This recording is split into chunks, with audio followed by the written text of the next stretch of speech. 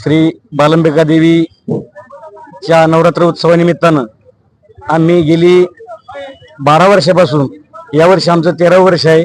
आतापर्यंत आम्ही माहूरगड, कोल्हापूर, तुळजापूर, एकविरा देवी, काळूबाई अनेक ठिकाणून आतापर्यंत ज्योत आणलेली आहे। यावर्षी आम्ही आता पुन्हा एकदा सप्तशृंगी माता वणी या ठिकाणी निघालो आहोत।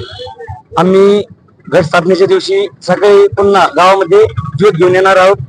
आतापर्यंत आम्हाला देवीच्या कृपेने कुठेही कधीही काही अडचण आली नाही, त्यामुळे आम्हाला ही नेहमी ऊर्जा प्राप्त होते। आम्ही सोमवारी बालंबिका गावामध्ये येणार आहोत।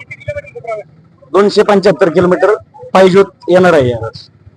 बालमटाकळी गावचं ग्रामदैवत आई जगदंबा बालंबिका मातेच्या नवरात्र उत्सवाच्या सालाबाद प्रमाणे यावर्षी गेली 13 वर्षापासून हे आमचे सर्व युवक या ठिकाणी वेगवेगळ्या तीर्थक्षेत्र, कोल्हापूर असेल, तुळजाभवानी असेल, माहूरगड असेल, सप्तशृंगी वणीदेवी असेल, अशा ठिकाणाहून या ठिकाणी ज्योतीसाठी गावातून 100 ते 125 युवक जातात। त्या ठिकाणी ज्योत घेऊन येतात। त्यामुळे नवरात्र उत्सवामध्ये, देवीच्या या उत्सवामध्ये एक वेगळी ऊर्जा मुला युवकांमध्ये असते आणि गेली 9-10 दिवस हे वातावरण संपूर्ण गावामध्ये या ठिकाणी भक्तिमय झालेलं असतं। सर्व आमच्या माता भगिनी त्या ठिकाणी 10 दिवस मंदिरामध्ये उपवास करत त्या ठिकाणी रात्रंदिवस देवाचं नामस्मरण करतात। त्याच पद्धतीने सर्व युवक आमचे त्या ठिकाणी काठ्या घेऊन देवीच्या याच्यामध्ये सर्वजण 9 दिवस या ठिकाणी उभे राहतात। हे जे युवक आहे यांना आम्ही सर्व गावकऱ्यांच्या वतीनं शुभेच्छा देतो।